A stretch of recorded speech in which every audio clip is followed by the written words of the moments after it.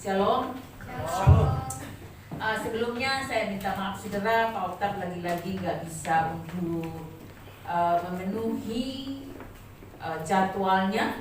Hari ini sebenarnya jadwalnya Pak Oktap ya saudara, tapi lagi-lagi memang tidak memungkinkan.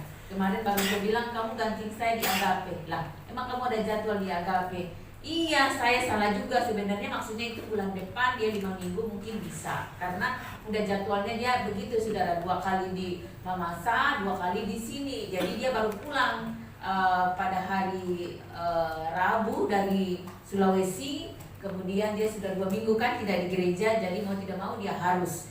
Ya, tidak apa-apa. Memang agak sulit untuk mengatur waktu. Itu saudara udah agak sulit sekarang ini ya, karena terlalu padat jadwal. Tapi ya saya tidak permasalahkan itu, saya percaya saudara akan menerima firman Tuhan hari ini. Haleluya. Masih dalam suasana peringatan akan hari Pentakosta atau hari ke-50 setelah Yesus naik ke surga. Maka dia menjanjikan kepada para murid bahwa saya pergi, tapi saya akan mengirim Roh Kudus bagi kamu. Nah, itu sangat penting. Kenapa sangat penting, saudara? Tuhan yang menciptakan hidup kita, dia tahu persis. Dia sudah pernah ada di dunia. Dia sudah tahu persis dunia itu seperti apa. Tidak gampang menghadapi dunia, saudara. Makanya dia bilang kepada murid-murid, jangan kemana-mana dulu. Kamu harus tunggu sampai kamu menerima kuasa itu. Nah, kita baca Kisah Rasul pasal yang ke-1 ayat 8.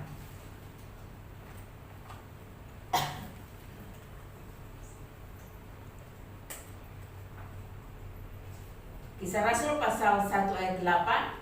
Kita baca sama-sama. 1, 2, 3.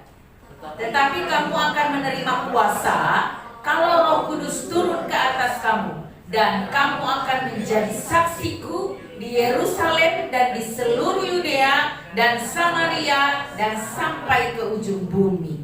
Amin. Inilah yang dijanjikan oleh Yesus kepada para murid waktu itu. Kenapa Yesus mengatakan jangan kemana-mana dulu? Orang kalau sudah tahu situasinya, saudara, pasti dia akan bilang ke orang, wah itu di situ begini loh. Nah, kamu akan menerima kuasa kalau Roh Kudus turun ke atas kamu. Sebab itu kamu jangan pelayanan dulu, jangan kemana-mana, jangan beraktivitas dulu sebelum kuasa itu kamu terima. Nah, kuasa dalam bahasa Yunani exousia. Exousia itu artinya tidak terhalang untuk bertindak atau pemakaian hak. Nah, tidak terbatas untuk bertindak ketika kita mempunyai kuasa. Nah, saudara sadar dan kita tahu di dunia ini begitu terbatasnya kita manusia, benar? Begitu terbatasnya loh kita ini. Sebab itu dia akan memberikan kuasa exousia itu supaya kamu berani bertindak, supaya kamu bisa menjadi saksi, supaya pemberitaan Injil bisa tersampaikan, supaya kamu bisa melakukan perkara-perkara besar, lebih besar dari yang saya lakukan. Itu maksudnya, tujuan kuasa itu, saudara. Pada seketika itu mereka mengalami kuasa Roh Kudus. Mereka dilawat oleh Roh Kudus saat itu, menerima kuasa saat itu.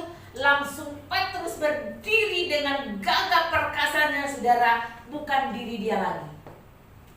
Ketika Yesus masih ada di bumi bersama-sama dengan mereka, berapa jiwa Petrus menangkan? Malah dia menyangkal loh. Tak kuat menghadapi tantangan dunia. Tapi ketika dia penuh dengan kuasa, menerima kuasa, dia berdiri dan berkhotbah, bertobatlah. Orang bilang mereka gila, mereka sedang mabok. Mereka bilang tidak mabok dan tidak gila. Mereka sedang mengalami kuasa.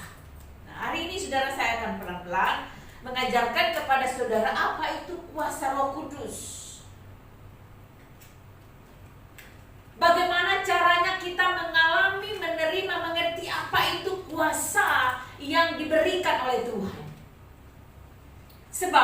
dunia ini akan makin jahat.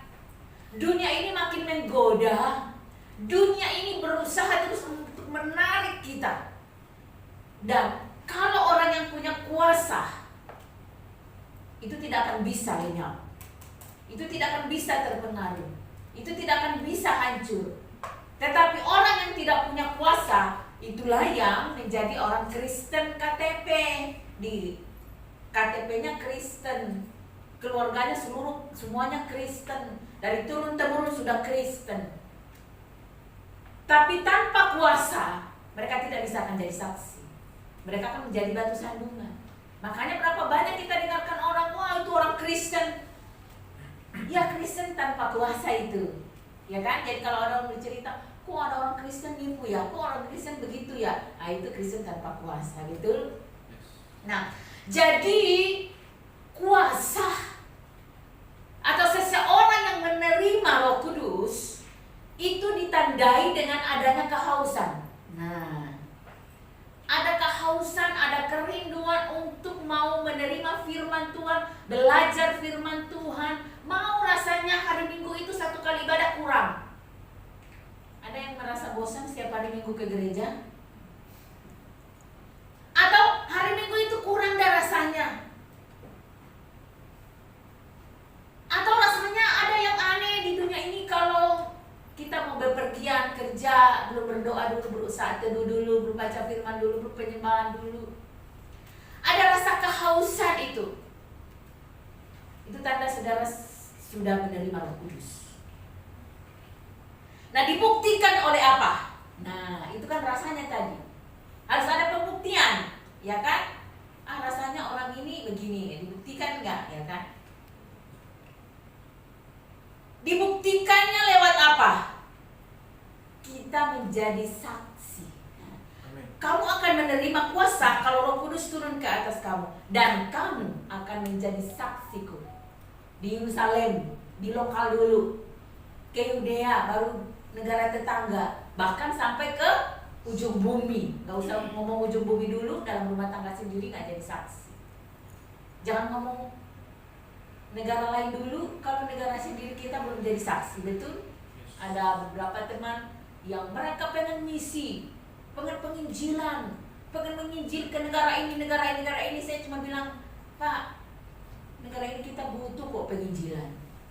Kenapa kita harus ke negara A, negara B? Tempat ini, negara ini butuh penginjilan. Kamu akan menjadi saksi. Nah sekarang, bagaimana caranya kita bisa menjadi saksi di lokal kita sendiri dulu? Kan Yudea dulu kok.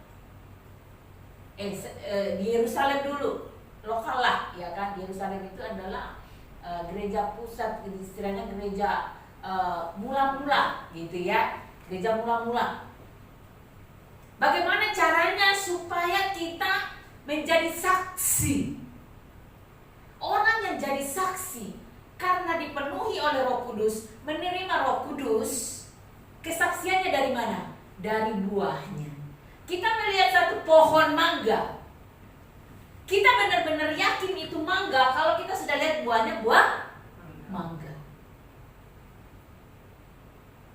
Kalau kita melihat satu pohon lalu tidak berbuah, mungkin kita hanya kenal dari ciri-ciri daun, tapi masih meragukan buat kita. Tapi kalau kita sudah lihat buahnya, baru kita yakin, oh benar-benar itu buah mangga. Kalau orang hanya lihat kita bisa aktif ke gereja, oh mungkin itu orang Kristen, kayaknya sih orang Kristen karena dia ke gereja.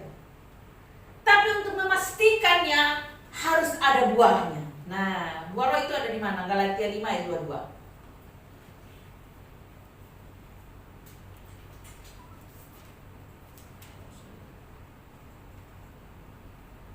Galatia 5 ayat 22 ya, kita mulai.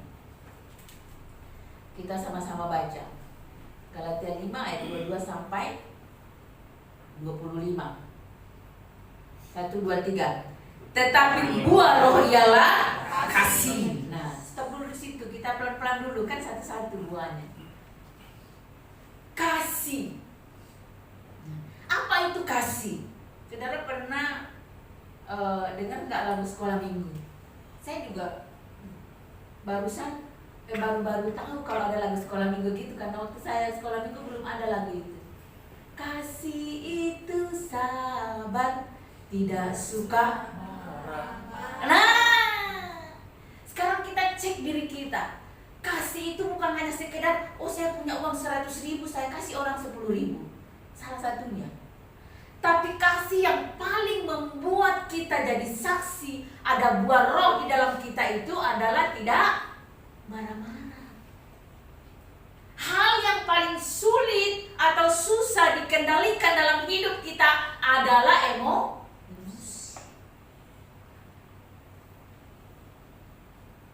Baru sekarang lucu lagi, orang Kristen dia marah-marahnya dia masukkan ke di posting untuk apa itu namanya? Misalnya kayak YouTuber mau naik daun, apa namanya itu? Sensasi. Nah, itu justru di-upload seluruh. Oh, dia marah-marah, justru di-posting, bangganya dia posting. Dia tidak tahu bahwa itu iblis. Kan ada dua roh yang bisa menguasai hati manusia. Roh Kudus dan jahat. Saudara pernah lihat iblis belum? Udah pernah ketemu setan?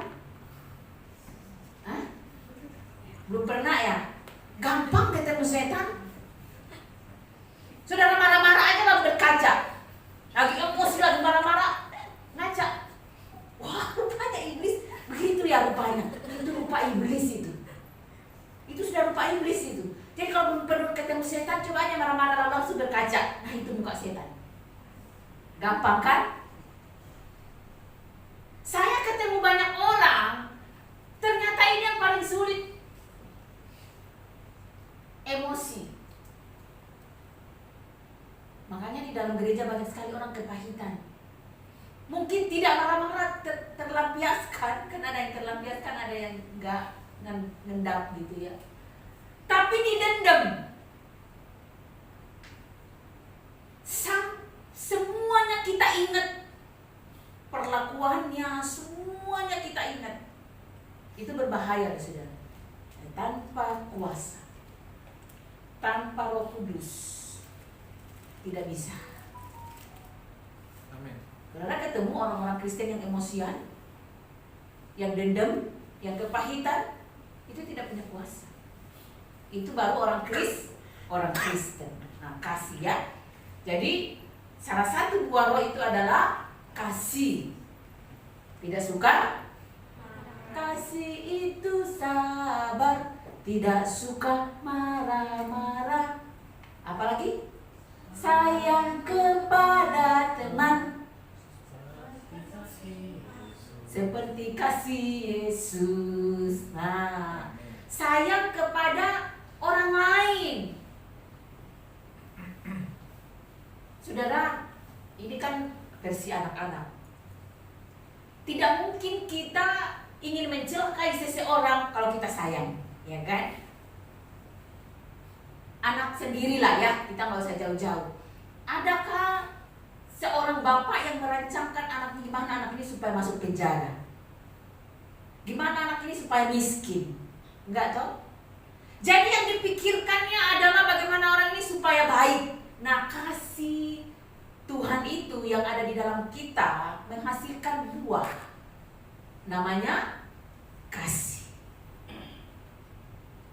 Ya, saya tidak lama-lama di situ karena masih banyak. Lalu kedua, apa itu?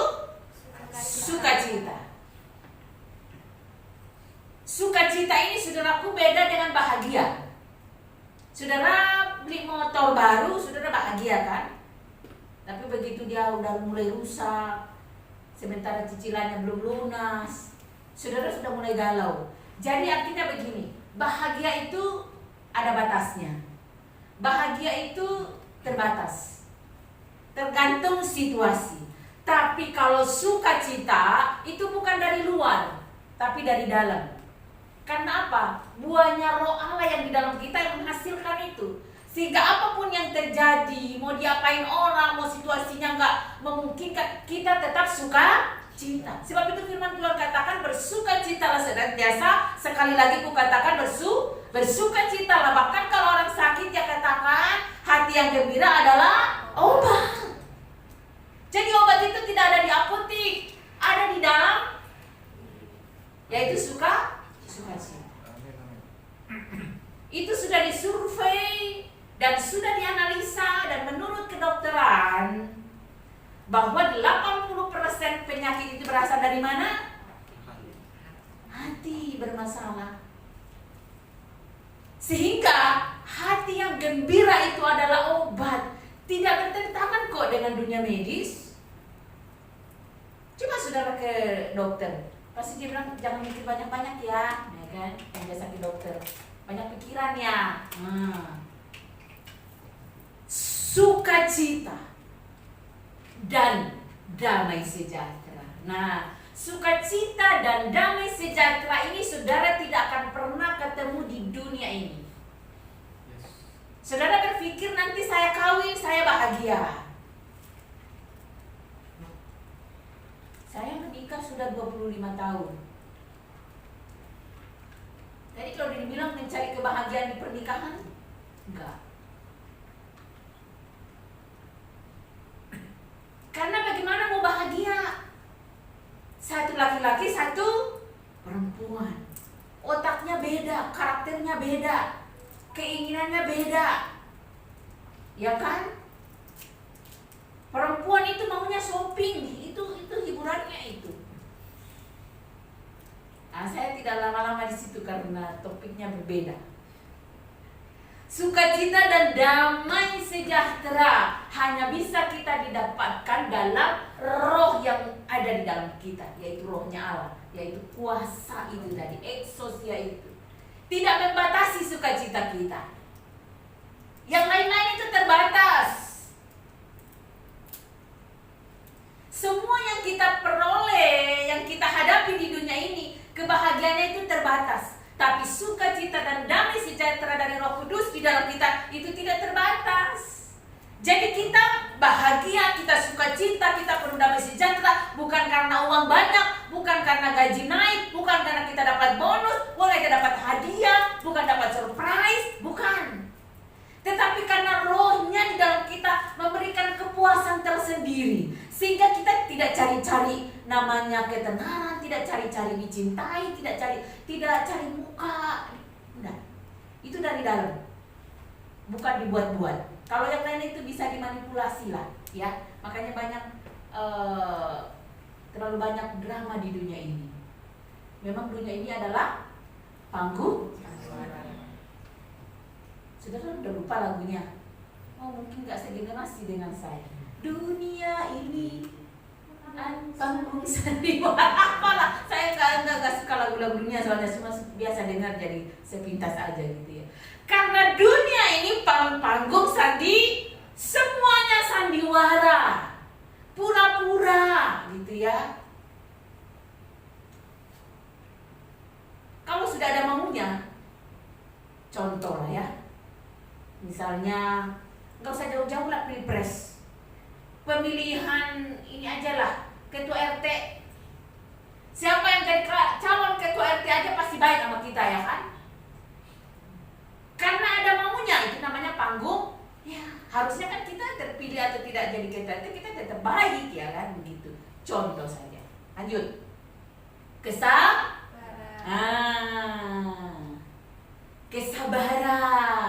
Bukankah ini hal yang sulit? Sulit loh saudara. Atau saudara, ya saya sih sabar orangnya. Ya belum ada yang bentak-bentak, belum ada yang tipu.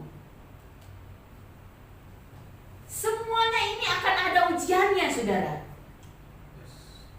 Jadi saudara kalau sedang dimaki-maki orang tanpa salah, pokoknya apalah kejadiannya suka aneh-aneh kan. Kejadian di dunia ini aneh-aneh saudara ya. Kita juga tidak pernah merencanakan mau ditipu, tapi tertipu juga. Terus ada saudara belum pernah ketipu seumur hidup saudara? Ada? Belum ada orang tidak tertipu. Pasti aja ada ketipu. Macam-macam bentuknya saudara ya.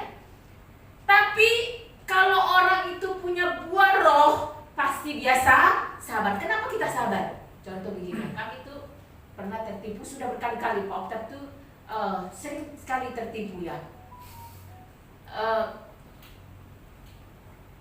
Tidak bisa dihitung lagi lah ya. Soalnya dia kan orangnya lugu. Jadi gampang sekali gitu ketipu. Kalau saya ya ketipu juga tapi jarang. Karena perempuan kan feelingnya kuat. Ya, kalau dia kan dia samakan dengan dirinya yang nggak mungkin lah dia nggak jujur, nggak mungkin lah dia nggak balikin, nggak mungkin akhirnya hilang semua. Nah, ketika kita tertipu, firman Tuhan katakan sabar. Sampai kapan? Ya sampai sabar sampai Tuhan Yesus datang. Ada lagunya kan? Saya balik lagi ke lagu. Kadang-kadang kita gini, kita nyanyi tapi nggak ngerti lagunya itu apa. Padahal itu lagu bagus. Karena lagu itu akan Mazmur, seperti Mazmur. Firman yang diulang itu. Sabar, dalam suka dukamu sabar. Tuhan selalu sertamu, sabar, sabar. Sampai apa? Sampai rupanya saudara belum tahu lagu sekolah minggu. Itu guru sekolah minggu susah-susah gampang loh saudara. Harus merekam. Saya itu waktu sekolah minggu, hal-hal yang di sekolah minggu, ayat hafalan dan lain, sampai sekarang itu tertanam di kepala saya. Sabar dalam suka dukamu, sabar, Tuhan selalu sertamu, sabar, sabar, sampai Tuhan Yesus datang. Kenapa Tuhan suruh kita sabar? Kalau Tuhan izinkan kita ditipu, contoh saja ya, macam-macam ininya pelaksanaannya, tapi ini contoh. Tuhan izinkan kamu tertipu, itu ada maksud Tuhan. Kenapa? Tuhan sedang mengujimu di bidang keuangan. Hatimu melekat di mana? Ketika engkau kehilangan uang, engkau akan merasa terhina, engkau akan merasa hidupnya sudah hancur. Berarti nilaimu atau kekuatanmu ada di uang. Baru-baru ini ada jemaat 5 masa begitu saudara. Dia tertipu, pertama dia tertipu, dia kehilangan uang 10 juta. Ini hilang 10 juta, dia hilang. Lalu kemudian gak lama berikutnya dia tertipu 30 juta. Dia datang nangis-nangis. Dia bilang, apa salah saya ya Bu Gem? Apakah perpuluhan saya salah? Apakah saya salah sama orang tua saya? Apakah perbuatan saya salah? Apakah ini yang salah? Saya mau dikoreksi, datang dengan air mata. Saya bilang begini, gak ada yang salah. Dia kaget, langsung hilang semua ininya. Air matanya hilang semua. Dia kaget. Oh. Tapi ini sudah hancur kami ini. Saya bilang gak ada yang salah. Cuman Tuhan melihat hatimu di uang atau di Tuhan. Kalau engkau merasa sudah itu Tuhan bisa ganti kok, itu mungkin udah bagian dia. Atau engkau berpikir bahwa ini Tuhan sedang uji saya, apakah hati saya di uang atau Tuhan. Langsung suami istri melek matanya, langsung dia bilang, iya juga ya. Nggak lama-lama konseling, langsung pulang. Jadi itu uang yang hilang sudah tidak ada. Tahu nggak saudara, Tuhan gantinya seperti apa setelah lulus uji? Tuhan mengizinkan itu hanya sekedar ujian. Ketika Ayub diuji oleh Tuhan, apakah Ayub selama-lamanya menderita dan selamanya hilang semuanya? Enggak, itu hanya ujian kok. Karena Ayub telah menerima kuasa. Dia sudah dipilih. Lalu kemudian semuanya hilang. Tujuannya apa? Tuhan mau menguji saja. Apakah engkau memiliki kuasa itu atau engkau hancur oleh karena perbuatan dunia ini? Tahu nggak saudara? Nggak lama setelah itu Tuhan kasih dia berkat yang dia tidak terduga. Kemudian dia semangat, hari Minggunya datang, dia cerita sama saya. Tuhan benar-benar ajaib. Setelah kami merelakan semuanya, udah gak ada di hati itu, keluarga tanya-tanya bagaimana, udahlah pokoknya anggap aja itu memang dia butuh, pokoknya udahlah, Tuhan yang punya kehendak, dia berurusan dengan Tuhan. Pokoknya kami percaya Tuhan yang luar biasa. Amin. Saudara tahu gak? Dia bilang luar biasa berkat Tuhan, pokoknya kayak mengalir. Dan kami bisa beli kebun sawit berlipat-lipat dari uang yang hilang itu. Jadi sebenarnya itu hanya tes. Jadi kalau ada sesuatu yang terjadi yang saudara tidak duga-duga, itu tes. Itu hanya ujian. Orang yang punya kuasa di dalam dirinya akan mengingatkan dia apa maksudnya dari kejadian ini, sehingga dia tidak kehilangan kebahagiaan dan sukacita. Bukan itu maksudnya. Lanjut. Kemurahan. Murah hati, gampang sekali iba sama orang. Ya kan, kita lihat orang udah gak makan, kita diam-diam baik. Gampang sekali memberi. Nah, itu kemurahan namanya. Memberi bukan hanya sekedar uang, tapi memberi perhatian, kebaikan, baik sama semua orang. Ini yang dimaksudkan oleh Tuhan, jadi saksi. Jadi saksi bukan harus khotbah di gereja, bukan harus jadi pendeta, tapi baik aja. Ada yang mengatakan bahwa orang tidak selamanya bertobat dari khotbah kita, tetapi dari kelakuan. Baik. Karena ada orang yang masih menganut bahwa orang beragama itu pasti baik. Jadi kita kasih aja teladan itu dulu, baik. Orang jahat sama kita tetap baik. Amen. Orang membenci saudara tetap baik sama dia. Karena engkau mengasihi dia bukan karena perbuatannya, tapi kasih Allah yang ada di dalammu, engkau mengasihi dia. Nah, kemudian tadi lagunya kan, kesetiaan. Setia sampai akhir. Setia di dalam bidang apa? Setia di dalam hal gereja, setia di dalam hal hubungan suami istri, setia dalam hal percaya, dalam banyak hal setia. Cirinya orang yang menerima kuasa itu setia. Jangan sedikit-sedikit ngambek, ya. Suami istri sedikit-sedikit ngambek lari ke orang tuanya. Di gereja sedikit-sedikit ngambek lari ke gereja lain. Jadi jangan saudara tertipu. Oh, yang dimaksud dengan orang penuh Roh Kudus itu orang yang berbahasa roh. Nanti kita bahas ketemu apa itu bahasa roh. Karena orang Kristen itu salah mengerti sekarang. Ada juga dulu aktivis kami, dia merasa dia tidak penuh Roh Kudus karena dia tidak berbahasa roh. Akhirnya dia mengejar gereja yang berbahasa roh, akhirnya dia sesat. Sampai sekarang dia tersesat itu orang. Kelemah lembutan. Lemah lembut di sini bukan lemah lunglai, saudara ya. Saudara, kalau ada orang tegas, si orang pemimpin itu mesti tegas. Saya itu orangnya tegas loh saudara, tapi saya bukan marah. Jadi anak-anak di gereja itu udah tahu saya itu bukan marah, tegas. Seorang pemimpin nggak tegas ya kacau lah. Kelemah lembutan, penguasaan diri. Harus menguasai diri. Tidak boleh emosi, tidak boleh serakah, ya kan begitu. Ada pembagian maunya kita semua yang duluan, maunya kita saja, aku. Nah, itu bukan buah dari Roh Kudus. Nah, barang siapa menjadi milik Kristus, siapa sih milik Kristus? Itu yang menerima kuasa tadi, yang dibuktikan oleh buah. Barang siapa menjadi milik Kristus, ia telah menyalibkan daging. Yang tadi cinta uang itu kan daging. Sehingga pada saat hilang, seakan-akan daging kita ada yang robek, rasanya sakit.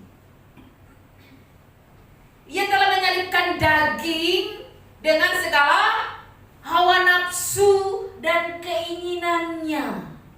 Jadi uang itu tidak salah, harta itu salah, keinginan yang salah. Jadi jangan salah mengerti firman. Keinginannya, hawa nafsunya yang salah. Jikalau kita hidup oleh roh, baiklah kita hidup juga dipimpin oleh roh. Jikalau engkau sudah menerima kuasa, pelihara itu. Karena kalau ada orang bertanya, apakah orang Kristen bisa hilang Roh Kudus? Bisa. Karena Roh Kudus tidak bisa berdiam di tempat yang kotor. Khususnya hati yang pahit, dendam, itu Roh Kudus nggak bisa berdiam. Ya pasti hilang. Jadi jangan percaya pengajaran yang sekali kita percaya Yesus, selama-lamanya Yesus berdiam di dalam kita. Nggak bisa. Karena namanya Roh Kudus, Roh Suci. Nggak bisa bergabung, terkontaminasi dengan yang najis. Hawa nafsu, keinginan duniawi nggak bisa bercampur. Jadi, jikalau kita hidup oleh roh, baiklah hidup kita juga dipimpin oleh roh. Bagaimana caranya dipimpin oleh roh? Kita berjalan sesuai dengan kehendak roh. Makanya kita nggak bisa hidup semau-maunya kita. Kalau hidup mau-maunya kita itu keinginan daging namanya.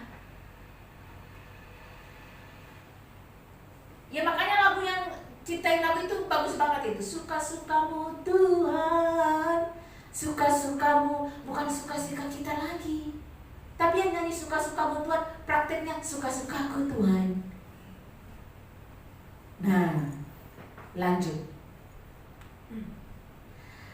Ketika orang sudah menghasilkan buah roh, dia akan dipimpin oleh Roh Kudus untuk mempunyai karunia-karunia Roh Kudus. Nah, tadi kan udah menerima kuasa. Selanjutnya dia jadi menghasilkan buah. Selanjutnya roh itu yang sama menghasilkan karunia. Nah, kita belajar lagi ya. Karunia, kita lihat 1 Korintus 12.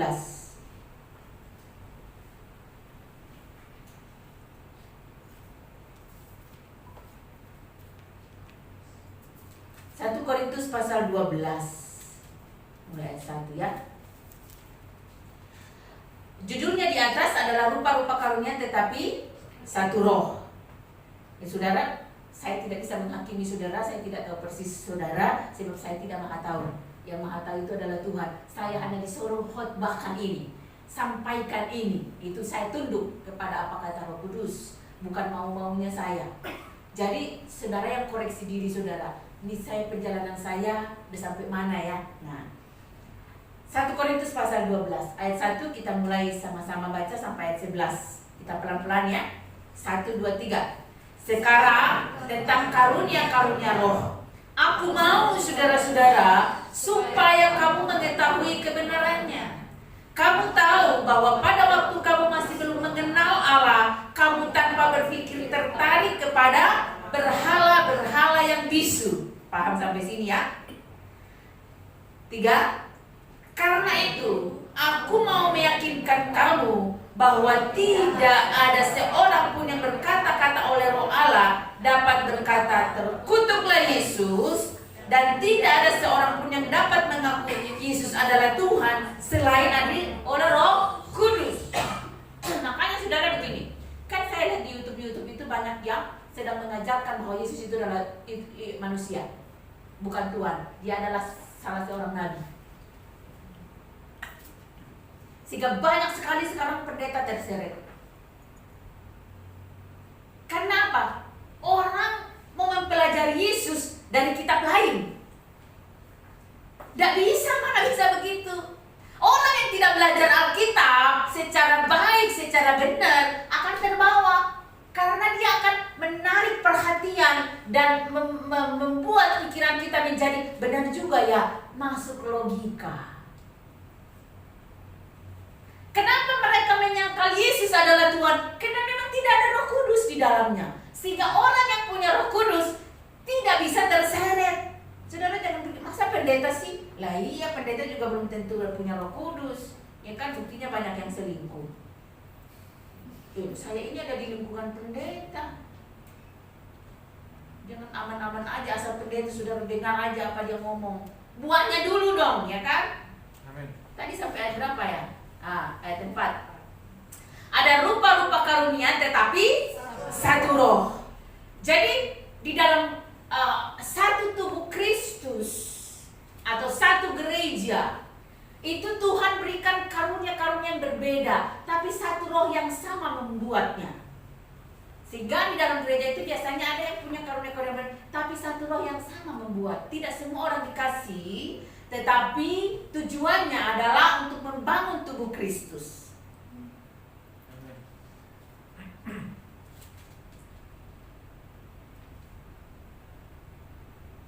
Ayat 6. Dan ada berbagai-bagai perbuatan ajaib, tetapi Allah adalah satu yang mengerjakan semuanya itu dalam semua orang, ya kan? Ada berbagai macam mujizat terjadi. Itu satu-satu yang membuatnya itu, yaitu kuasa yang dia sudah berikan.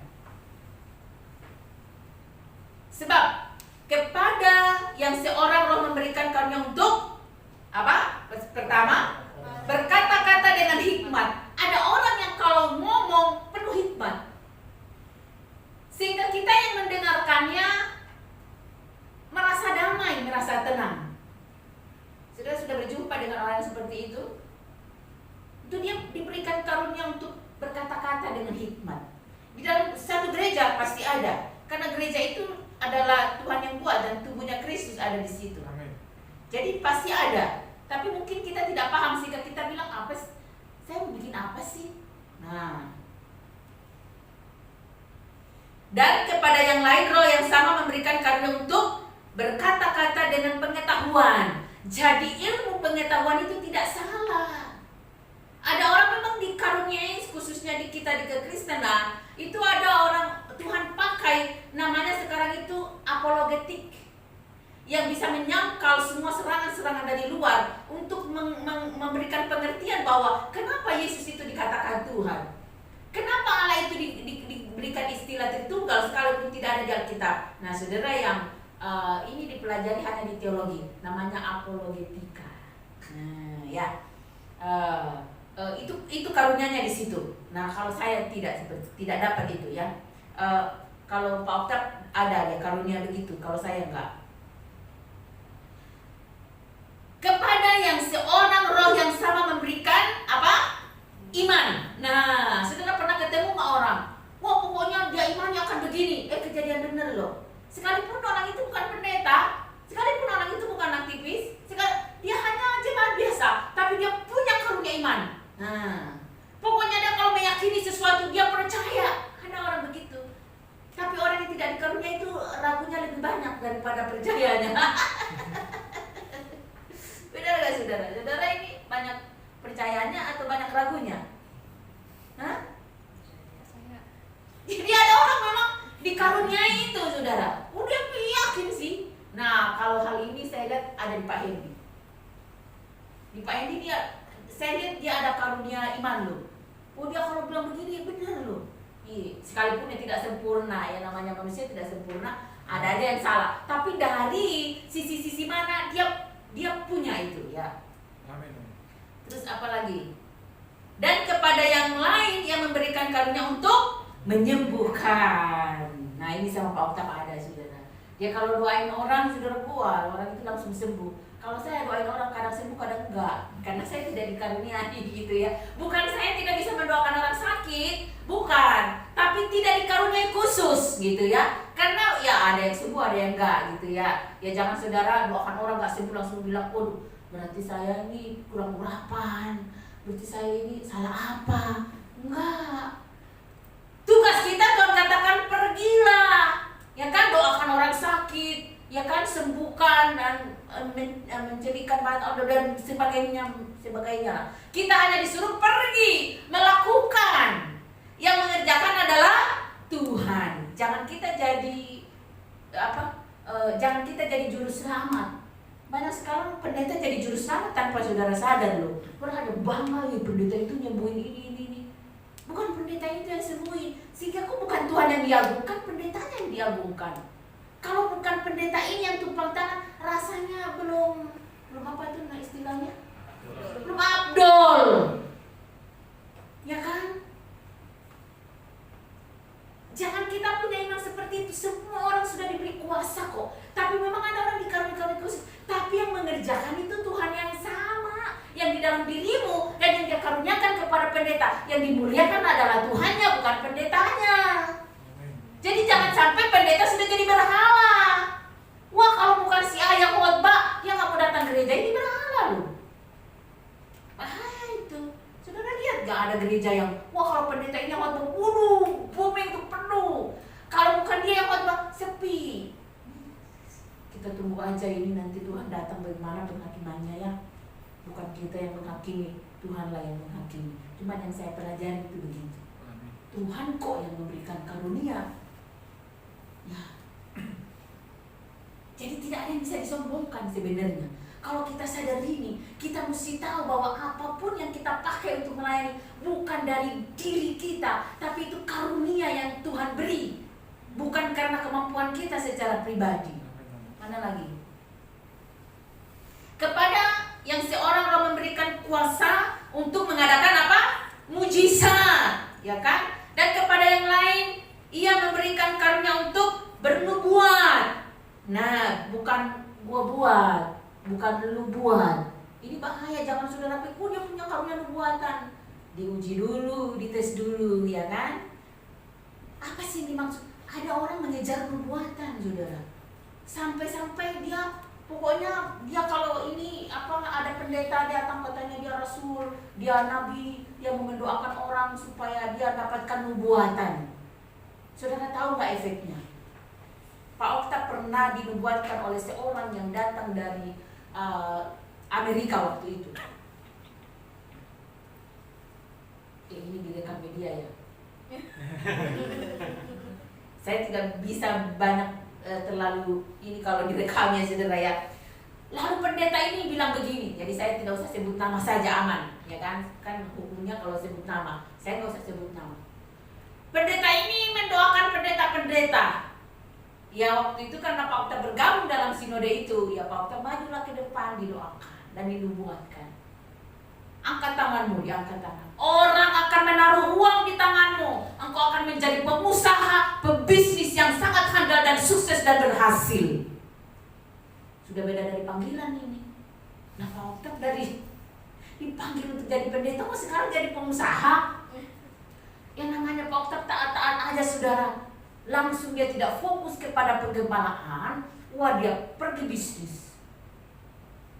Kelihatannya bisnis itu awal-awalnya saudaraku berhasil, lalu kemudian hancur lebur.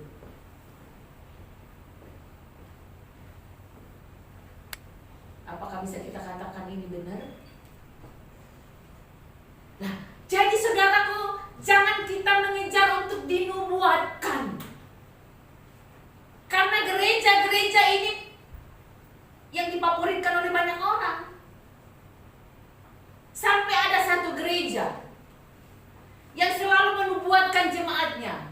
Ada yang jemaatnya itu dia membuatkan, kamu akan kawin dengan si ini. Ya namanya jemaat tunduk-tunduk aja, tapi lama-lama dia berpikirlah, saya kan tidak cinta. Kalau dia konseling kepada pendeta lain katakan kamu cinta gak sama dia? Enggak. Saya kalau konseling pranikah, saya selalu katakan kamu cinta gak sama dia? Orang tidak boleh kawin hanya karena kasihan. Karena rasa kasihan itu hilang dalam sekejap. Tapi kalau cinta, nanti akan dipupuk dengan kasih. Kasih itu yang akan kekal selama-lamanya. Jadi, itu lu buat. Bukan nubuatan, itu lu buat. Ya udahlah, Masih banyak yang saya mau ngomong tapi ya sudahlah. Ayat berapa tadi? 10. Kepada yang seorang roh memberikan kuasa untuk mengadakan mujizat, dan kepada yang lain memberikan karunia untuk bunuh, dan kepada yang lain ia memberikan karunia untuk membedakan bermacam-macam roh. Nah, di diri saya ini ada. Di diri saya ini ada. Saya bahasa cerita banyak. Kepada yang seorang ia memberikan karunia untuk berkata-kata dengan bahasa roh. Jadi bahasa roh adalah salah satu karunia, bukan tanda menerima Roh Kudus. Saudara jangan kejebak di sini. Karena ada gereja, ada pendeta yang mengajarkan tanda dipenuhi Roh Kudus adalah berbahasa roh, sehingga seluruh jemaat harus berbahasa roh. Enggak seperti itu. Tidak semua dikasih karunia. Jadi kalau saudara ada yang dapat bahasa roh seperti saya, itu salah satu karunia. Ya, jadi tidak semuanya. Ciri dan tanda orang dipenuhi Roh Kudus itu tadi ada buahnya. Tapi pasti ada karunia. Karunia kan ini ada 9, banyak sekali. Kalau saudara saya kasih tahu ini saudara tidak ada sama sekali ciri-cirinya, bisa juga sebenarnya saudara punya tapi saudara nggak pakai melayani, itu nggak boleh, nanti diambil kembali. Saudara ada ciri-cirinya tapi saudara diam-diam baik. Roh Kudus itu bukan roh yang memaksa, tapi harus kita juga intens. Sehingga di dalam gereja ada biasanya kita mau haus dan itu dijamah oleh Roh Kudus. Makanya perlu itu jamahan Roh Kudus supaya membangkitkan karunia-karunia yang Tuhan berikan di dalam diri kita.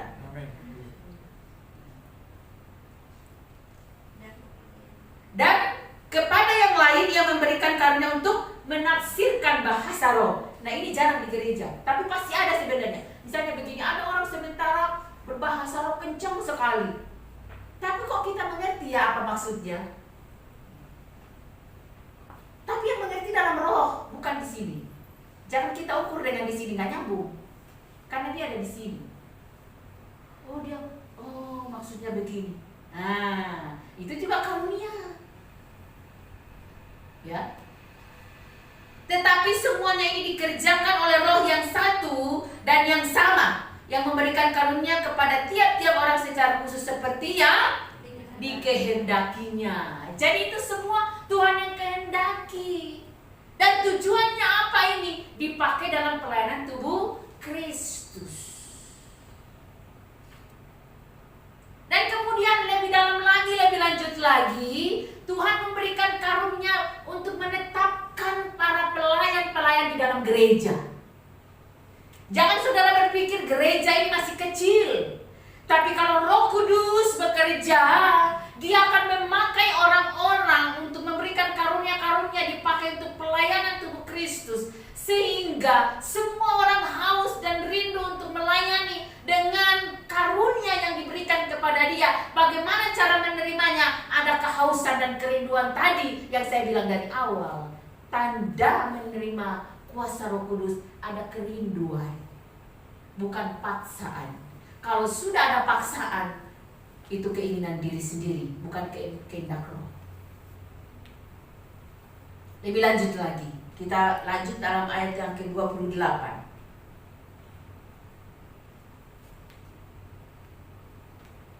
Dan Allah telah menetapkan beberapa orang dalam jemaat. Pertama-tama sebagai rasul.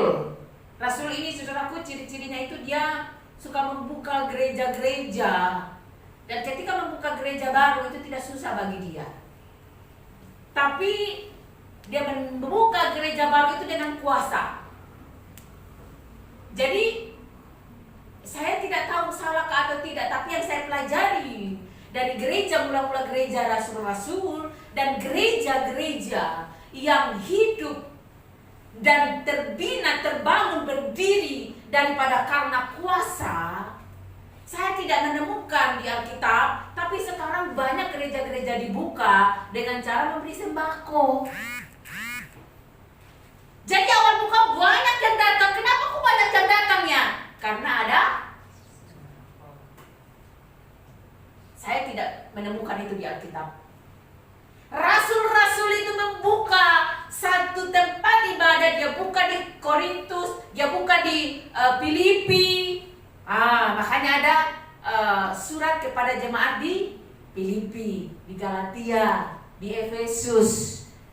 Itu rasul-rasul yang membuka gereja itu dengan apa? Dengan kuasa. Jiwa-jiwa dimenangkan dengan apa? Kuasa. Makanya gereja harus dijamah oleh Roh Kudus orang-orangnya, sehingga ada kuasa supaya gereja itu mengalami pertumbuhan. Gereja ini kalau saudara mau melihat jamahan Tuhan terjadi, ada kehausan, kerinduan, semuanya dijamah oleh Tuhan, lalu saudara akan melihat sendiri jiwa-jiwa itu dikirim. Apa yang membuat mereka datang? Karena ada kuasa, ada jamahan Roh Kudus. Kami melayani saudara sama sekali tidak ada kekuatan sama sekali. Kami hanya melayani dengan kuasa saja, karena kami orang tidak punya. Mau bagi sembako gak punya uang, mau sewa tempat tidak punya uang, mau minta sama siapa gak punya. Kami jemaat kami dan pengusaha. Jadi hanya karena kuasa. Tapi di situ kami melihat mujizat terjadi. Tuhan perlengkapi apa yang kurang, Tuhan perlengkapi. Saya tadi cerita sama Ibu Naomi sejenak. Saya bilang ibu berdoa supaya di sini Tuhan kirim orang-orang yang mau melayani. Saya sudah buktikan kok. Pemain keyboard kami menikah dan harus pulang kampung. Yang paling sulit dalam gereja itu saudara pemain keyboard. Karena susah dan lama dipelajari. Kalau yang lain-lain itu ya mungkin sedikit gampang lah dibandingkan keyboard. Jadi pemain keyboard kami itu pulang kampung saudara. Kemudian kan terjadilah corona waktu itu ya. Nah, ada satu jemaat yang ter-PHK dari Garuda. Satu-satunya jemaat yang menerima PHK pada masa corona yaitu dia. Dan anak ini tidak punya feeling untuk musik sebenarnya. Cuma karena hanya dia yang tidak beraktivitas apa-apa, akhirnya dia belajar keyboard saudara. Wah, dia belajar keyboard, ya pokoknya trantung aja, pokoknya belajar sendiri aja juga gak ada guru. Belajar sendiri. Karena terpaksa, bukan karena terpaksa, sebenarnya itu sudah persiapkan dia. Akhirnya sekarang dia satu-satunya pemain keyboard di gereja kami, saudara. Dan ketika itu saudara, dia tidak bisa mendapatkan pekerjaan. Ada kalowongan pada masa COVID. Jadi tidak ada lowongan. Jadi kita hanya berdoa saja. Saya bilang ya doa pokoknya. Lalu kemudian dia melamar jadi pegawai negeri. Saudara tahu betapa tidak gampangnya jadi pegawai negeri? Dan kemudian tahu nggak saudara?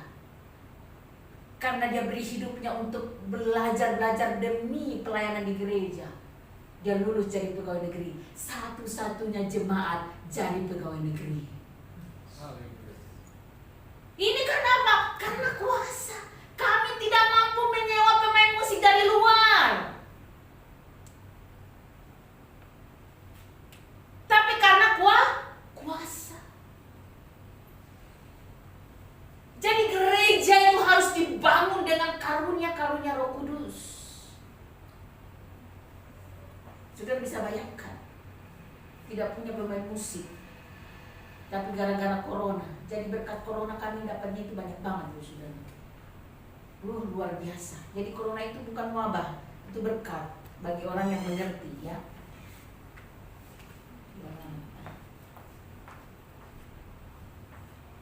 Kedua sebagai nabi. Nabi ini biasanya bernubuat saudaraku ya. Nabi ini biasanya dikaruniai dengan hal-hal yang orang lain belum lihat dan belum ketahui, tapi dia sudah tahu. Nah, itu ada di diri saya.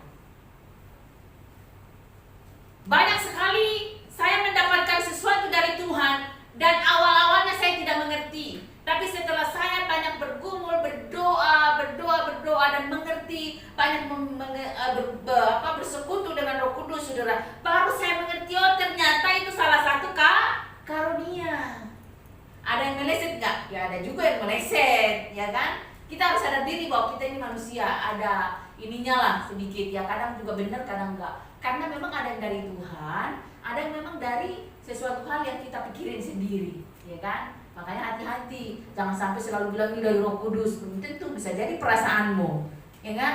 Nggak segampang itu loh, perlu kepekaan yang tinggi. Ketika sebagai pengajar, nah di dalam gereja yang dijamah oleh Roh Kudus, yang didirikan oleh karena kuasa, pasti ada guru. Tadi sebentar saya sharing sama Ibu Naomi. Saya bilang kami sekarang mengadakan pemuridan. Karena apa? Tuhan kirim seorang guru dan memberikan pemuridan, dan saya senangnya minta ampun, saudara, karena tugas saya sedikit tertangani oleh dia. Kenapa? Karena tadinya seluruh jemaat itu curahannya kepada saya seorang. Sekarang sudah ada guru, kami sudah mengadakan pemuridan, dan luar biasa, saudaraku, saya jadi berkurang pekerjaan. Karena sudah ada gurunya, sudah ada pembimbing rohaninya. Jadi segala curahan dia ke dia. Tapi saya itu pembimbing rohani maksimal 3 orang. Ringan toh? Ringan. Setelah dia dimuridkan, kemudian dia memuridkan lagi. Harus cari jiwa untuk muridkan lagi, Ternyata itu bagus sekali. Nah, guru. Ada orang memang tidak bisa berkhotbah tapi bisa mengajar. Ada orang tidak bisa musik tapi bisa untuk mengajar gitu ya. Kan ada bukunya, gampang gitu ya. Cuman ada ini aja, kerinduan aja. Selanjutnya mereka yang mengadakan, karena untuk mengadakan mujizat. Di dalam gereja harus ada mujizat-mujizat. Kayak itu bukan pendeta yang buat, itu Tuhan. Untuk menyembuhkan, pasti ada di sini. Untuk melayani. Nah, ini saudara yang melayani jadi musik, jadi singer, WL, ini termasuk karunia ini. Saudara nggak mungkin mau melayani di gereja kalau bukan karena panggilan. Ya. Jadi itu, melayani sebagai usher, melayani sebagai perjamuan, melayani sebagai guru sekolah minggu, apapun itu bentuknya, namanya karunia melayani. Mungkin saudara hanya terima tamu, shalom, selamat pagi Pak. Itu kayak Pak Parlan tadi, saudara tahu di sana, waduh, ini ada urapan khusus ini sama Pak Parlan ini, ya kan? Nah, karunia melayani. Dan ada untuk memimpin. Pemimpin itu termasuk apa? Ketua musik, ketua sekolah minggu, ketua kom ibu, ketua apalah semacam-macam, namanya pemimpin. Nah. Dan untuk berkata-kata dalam bahasa roh. Nah, tujuannya apa ini orang berkata-kata dalam bahasa? Untuk memberikan kekuatan kepada setiap orang dan kepada diri sendiri. Adakah mereka semua rasul atau nabi atau pengajar? Adakah mereka semua mendapatkan karunia untuk mengadakan mujizat atau untuk menyembuhkan atau untuk berkata-kata dalam bahasa roh atau untuk menafsirkan bahasa roh? Jadi berusahalah apa? Jadi berusahalah untuk memperoleh karunia yang paling utama dan untuk menunjukkan kepada kamu jalan yang lebih utama lagi. Jadi artinya apa, saudara? Bukan saudara tidak punya karunia, cuma saudara belum lebih dalam lagi bersekutu dengan Roh Kudus. Karena yang memampukan itu adalah Roh Kudus. Saya ini tipenya orang pendiam dan tidak pede di depan umum, saudara. Saya tipenya, aslinya saya ini, saudaraku, tidak bisa khotbah. Saya dari dulu itu, dari saya kecil pelayanan di gereja itu sebagai pemain tamborin, saya juga sebagai singer, WL, pemain musik, itu saya. Jadi saya disuruh tiba-tiba WL bisa. Tapi saya kok jadi disuruh khotbah? Ini pergumulan bagi saya, tidak gampang. Ketika itu, saudara, Pak Oktav sering diundang khotbah ke sini. Kadang kita undang pengkhotbah untuk gantikan dia, kadang banyak alasannya karena kami gereja kecil ya. Coba kalau gereja besar, ya pokoknya orang yang diundang itu pasti bangga lah. Tapi diundang gereja kecil, aduh, ya hati baru bisa. Lalu saya berdoa, pokoknya saya masuk dalam ruang Maha Kudusnya, saya berdoa. Satu ketika, saya nggak minta jadwal loh saudara. Satu ketika Pak Okta bilang, kamu aja deh yang khotbah. Oh my God, ini tidak mudah bagi saya. Bagaimana memulainya? Saya memang dulu sekolah Alkitab, saya sudah belajar homiletik, saya sudah belajar latar belakang. Ya kan sebelum lolos jadi sekolah Alkitab kan harus ada tes khotbah dulu. Waktu saya khotbah, dosen saya bilang begini, lari banyak khotbah kamu. Nah saya tak ada pede loh. Ya udah nggak, berarti karunia saya di bidang musik, dibilang ya udahlah. Tapi ternyata saudara, karunia itu Tuhan berikan pada saat-saat kita benar-benar masuk dalam hadiratnya, haus dan Tuhan. Ini kebutuhan gereja. Adakah saudara-saudara di sini melihat gereja ini sangat membutuhkan dan kekurangan pekerja? Adakah saudara punya kerinduan Tuhan? Saya butuh karunia untuk melayani di sini. Berikan saya karunia Tuhan. Boleh kok kita minta. Dan firman Tuhan bilang, mintalah maka akan diberikan kepadamu. Tapi apakah tidak diberikan kalau kau tidak sanggup? Dan jangan saudara berpikir itu bukan bidang kita, enggak. Ya saya cerita ini makanya. Dan satu ketika saudara, waktu dia suruh saya khotbah itu, saudara, apa yang saya lakukan? Saya doa puasa 3 hari 3 malam. Kalau saya disuruh pimpin pujian, saya nggak pernah doa puasa. Kayak itu bagi saya itu gampang. Tapi bagi saya mau khotbah itu, saya mesti doa puasa dulu. Dan ketika saya berkhotbah saudara, saya kaget juga. Selesai saya khotbah, hampir setengah dari pengerja salam saya. Waduh Bu, tadi khotbahnya sangat membangun, sangat mengena saya. Ya mungkin ada laporan ke Pak Okta bahwa khotbahnya Bu Suri itu bagus, sehingga akhirnya sekarang khotbah melulu.